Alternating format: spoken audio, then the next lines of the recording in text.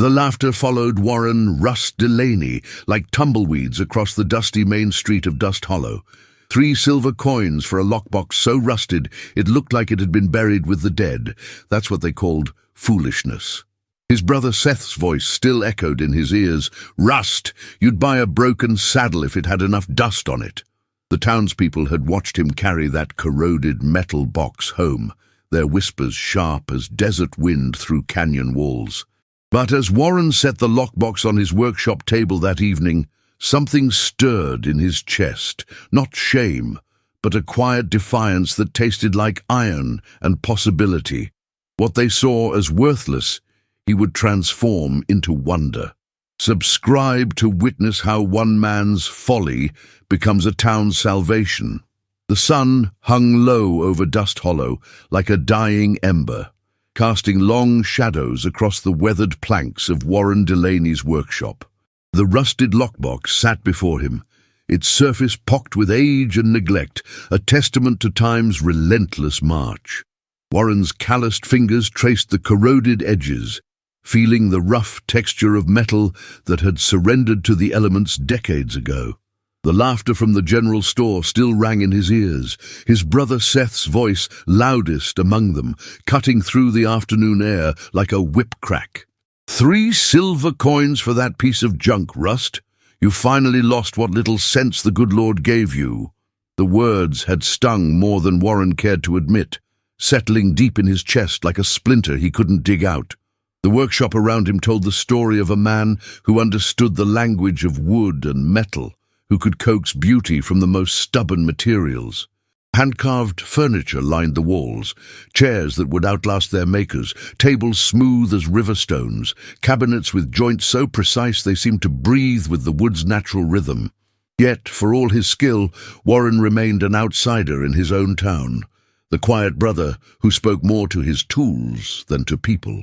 Seth had inherited their father's gift for words and charm, becoming the Delaney the town respected, while Warren had inherited only his hands and an eye for seeing potential where others saw decay.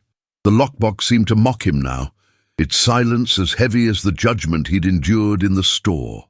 Warren lit the oil lamp, its warm glow pushing back the gathering darkness and casting dancing shadows across the workshop walls. The flame flickered like hope struggling against wind, illuminating the tools that had been his companions through countless lonely evenings. His father's words echoed from memory. "A man's worth ain't measured by what others think, son, but by what he creates with his own 2 hands." The old man had died before Warren could truly understand the weight of those words, leaving behind only tools and the faint scent of sawdust that still clung to the workshop corners. Now, facing the ridicule of his neighbors and the disappointment in his brother's eyes, Warren felt the full burden of his father's wisdom settling on his shoulders like a heavy coat.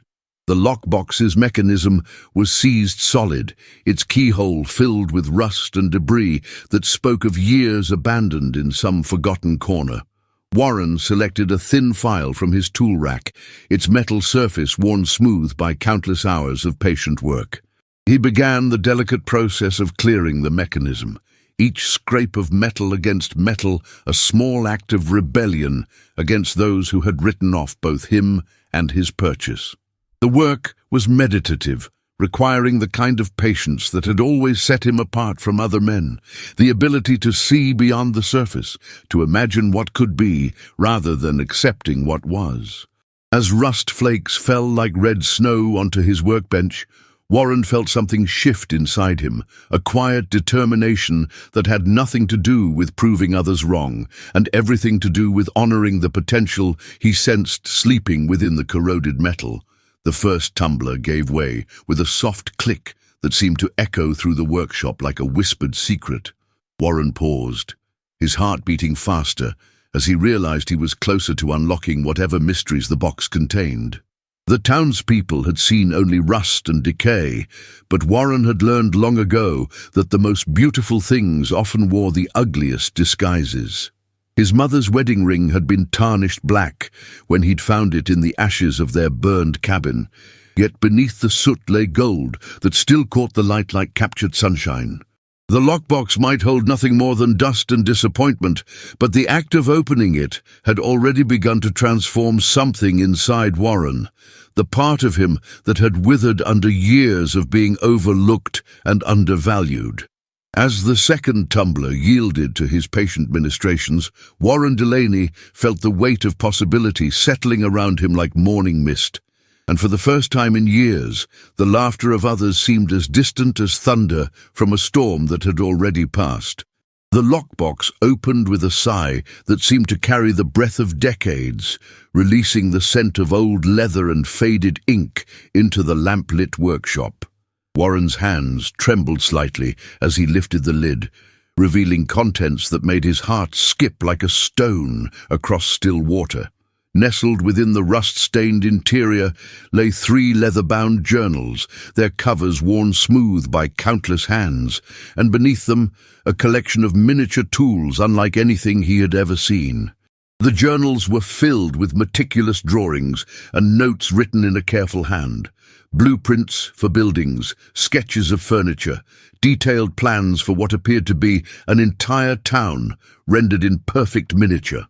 The unknown craftsman had dreamed of creating a world in small scale, complete with working doors, tiny windows that caught light like jewels, and streets that curved with the natural grace of a river's path.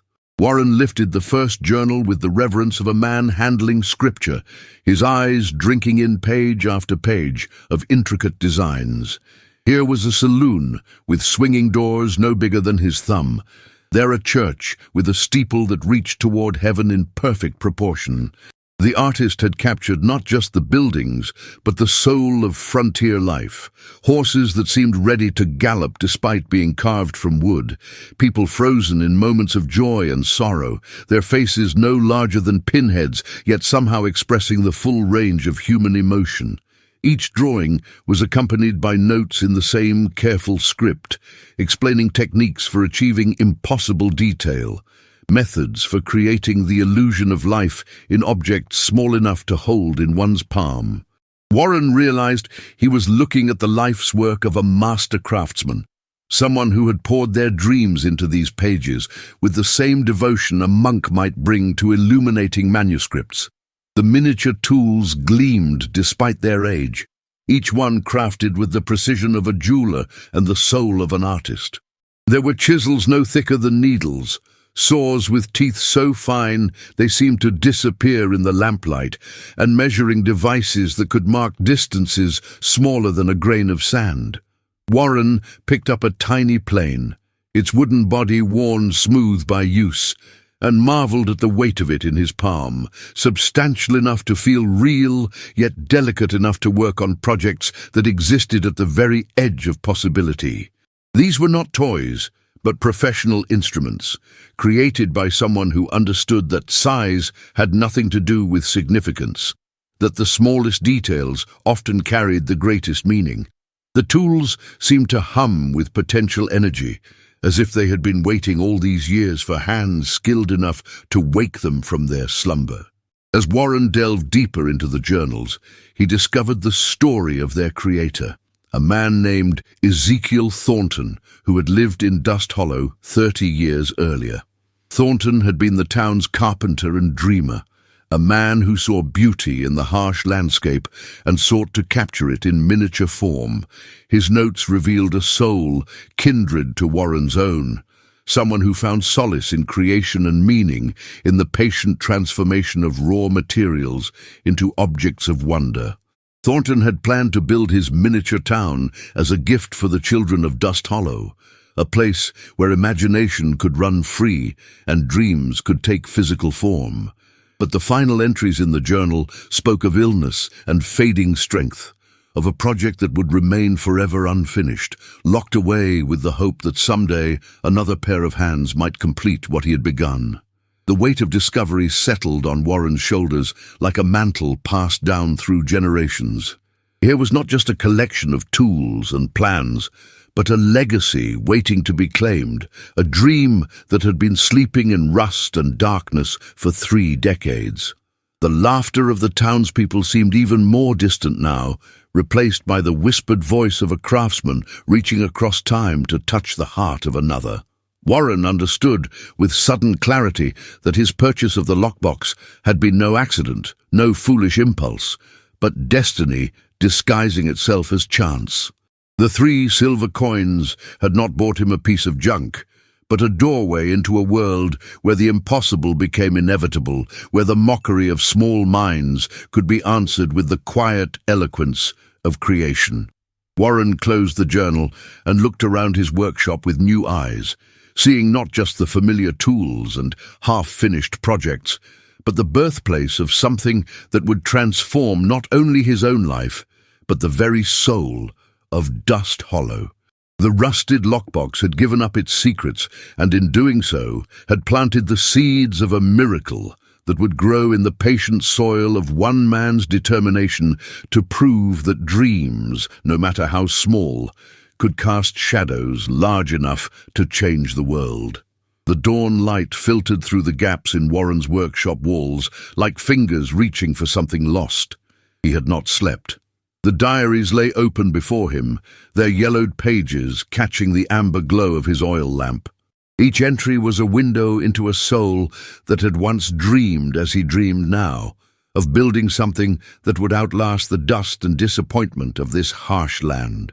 The previous owner of the lockbox had been a craftsman too, a man named Ezekiel who had sketched detailed plans for miniature buildings, complete with measurements and notes about wood grain and joint construction. Warren's calloused fingers traced the faded ink, feeling a kinship that transcended time and death.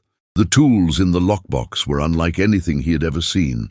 There were tiny chisels no bigger than his pinky finger, delicate saws with teeth so fine they could split a hair, and measuring devices that spoke of precision beyond anything the rough carpentry of Dust Hollow demanded.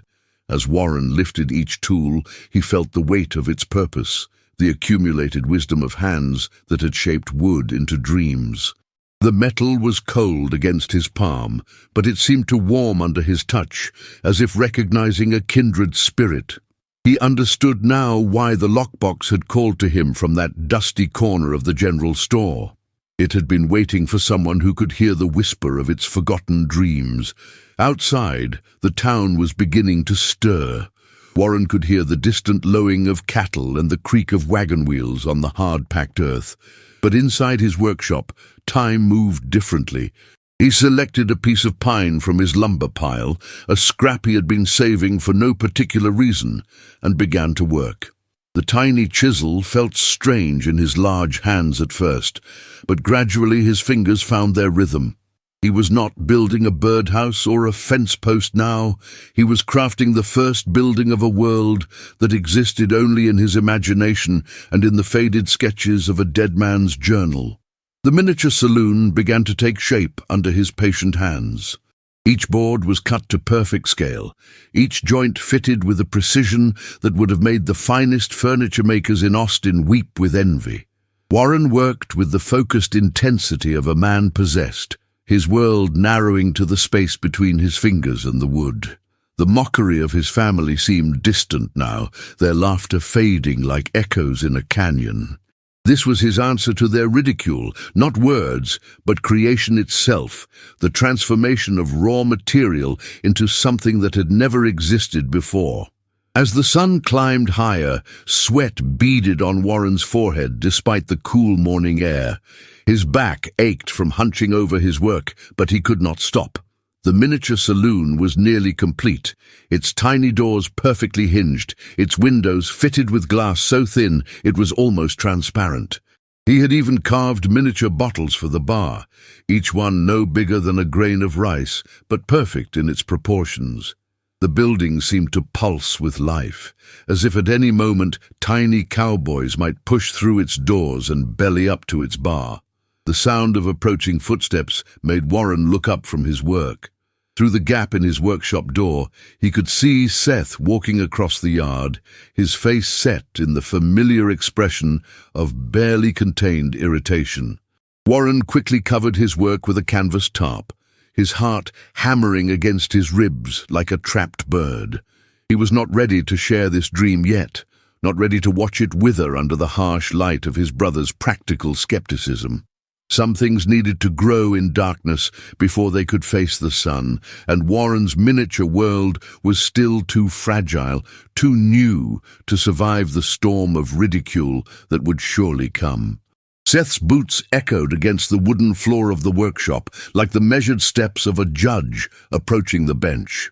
Warren remained hunched over his workbench, his hands busy with a piece of ordinary carpentry, a replacement board for Mrs. Henderson's chicken coop, while his masterpiece lay hidden beneath the canvas like a secret too precious to expose. The air between the brothers crackled with unspoken tensions, years of accumulated disappointments and misunderstandings that had built walls higher than any fence Warren had ever constructed. Seth's shadow fell across the workbench, and Warren could feel his brother's eyes cataloguing every tool, every scrap of wood, searching for evidence of the foolishness he was certain lay at the heart of Warren's recent behavior.